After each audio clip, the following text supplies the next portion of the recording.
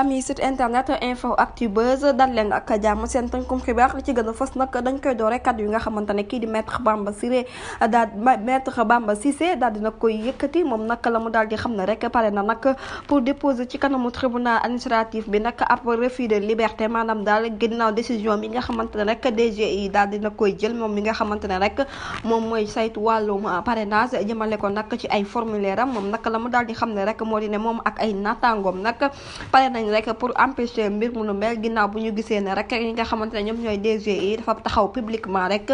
pour gàntal lii di candidature Ousmane Sonko te naam suñu digganteeg élection présidentielle li ci des rek toll ci juróom benn weer kot moom nag la mu daal di xam ne rek gàntal bi nga xamante ne rek ñu ngi koy gàntal boobu leen bi pare na nag pour am ab demande autorisation ngir exprimer wu bu baax ci boobu leen mbir moom nag la mu daal di xam ne rek jamono ji ña ngay dankaafu bu baax autorité yi ngir nag ñu gën a liggéey rek waaye nag